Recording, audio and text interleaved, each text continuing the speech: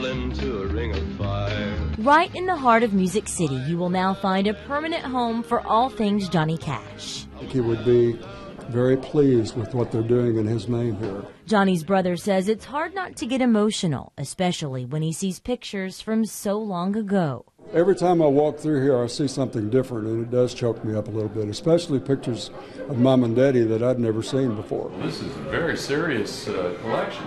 Among the VIPs getting a first look at the museum, former Vice President Al Gore. Cash and Gore were close friends. In fact, Cash campaigned for Gore when he ran for president in 1988. I've seen a lot of museums around the world.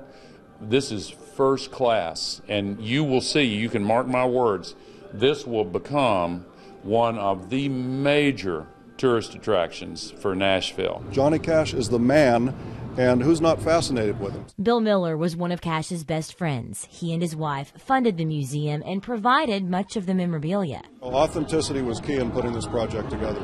Of course, there are tons of items that highlight Cash's career. A wall of records, awards, handwritten lyrics, over 25 different stage costumes, including his Folsom prison jumpsuit. Even a theater where you can watch his films.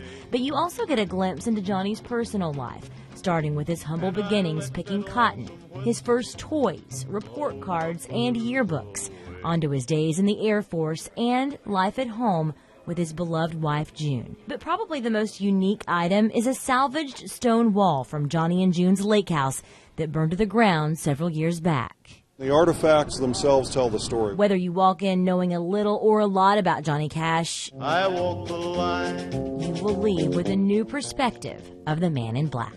His life spoke for itself, and he was who he was. He was a very humble man, but I know he'd be very proud.